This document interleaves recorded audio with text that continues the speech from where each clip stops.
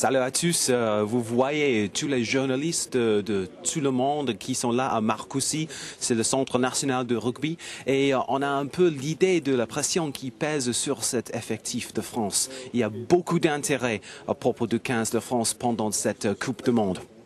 Allez, le tournoi recommence aujourd'hui avec un match qui est tout à fait passionnant. C'est Angleterre, les champions du monde, contre Afrique du Sud. C'est quelque chose de très intéressant.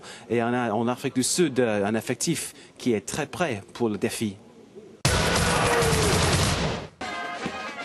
Quelques pas de danse d'un Sud-Africain ivre de bonheur. Les 4 essais de Bryan Habana contre les Samoans ont marqué les esprits. Les pintes de bière aidant, les supporters se prennent à rêver. Le choc des ténors contre l'Angleterre, une partie de plaisir, prédisent certains supporters. Le nom d'un joueur revient inlassablement. Habana, c'est le meilleur. Et votre pronostic pour l'Angleterre?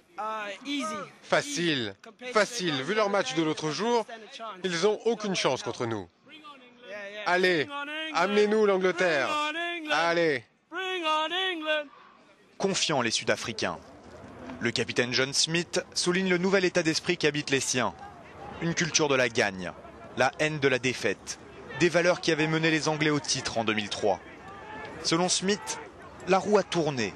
Un début de guerre des mots à l'approche du grand rendez-vous. La pression est du côté des champions sortants.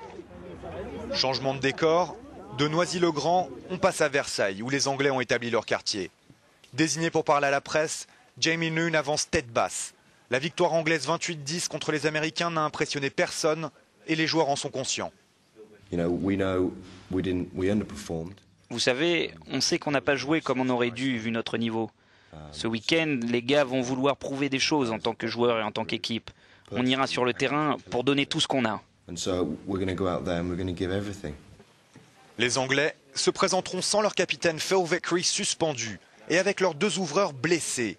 Après l'emblématique Johnny Wilkinson, il subsiste un doute sur son remplaçant attitré Ollie Barclay. Des conditions loin d'être idéales pour préparer le choc de la poule.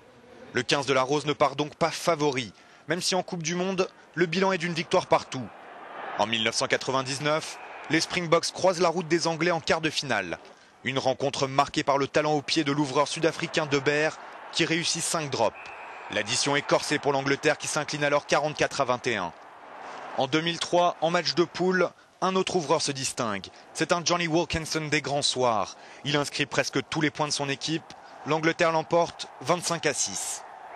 Mais c'était une autre époque avec d'autres joueurs. Depuis, le rapport de force a changé.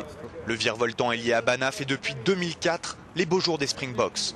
Et son premier match en sélection, c'était justement contre les Anglais. Une défaite qu'il voudra sûrement effacer avec ce match de Coupe du Monde. On est toujours à Marcoussis. Derrière moi, je vois le 15 de France, les joueurs comme Chabal et Rémi Martin en train de faire un peu d'entraînement, un peu de préparation et tout ça. Mais on parle toujours du match Angleterre-Afrique du Sud ce soir. On va écouter maintenant l'ancien rugbyman anglais Richard Hill. Il est maintenant entraîneur dans le top niveau en Angleterre. Il connaît très bien les Sudaf. Je crois que le pack anglais s'améliore et redevient aussi fort qu'avant. En tant qu'entraîneur de l'équipe de Bristol, j'espère que les joueurs clés seront l'avant Mark Regan, qui est une vraie personnalité, ainsi que le demi de mêlée Sean Perry. Revenons maintenant sur le 15 de France. Le jour de gloire n'est pas encore arrivé et ce week-end contre la Namibie, on va essayer de régler le problème du premier match, la défaite contre les Argentins.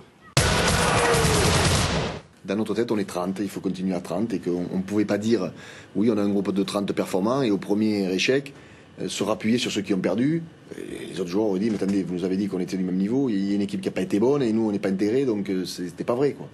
Donc voilà, on a fait preuve de logique et parce qu'on le pense, tout simplement, sans quoi on ne l'aurait pas fait. Je crois que si on veut gagner, il va falloir que l'équipe de France retrouve son jeu et ça ira pas plus loin que ça.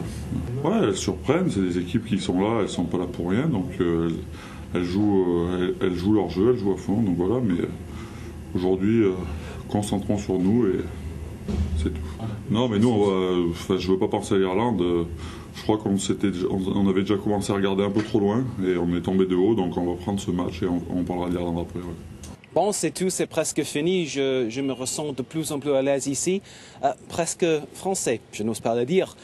Je me prépare ce soir pour le match Angleterre-Afrique du Sud. Je vous souhaite un bon match et surtout un bon troisième mi-temps. À demain.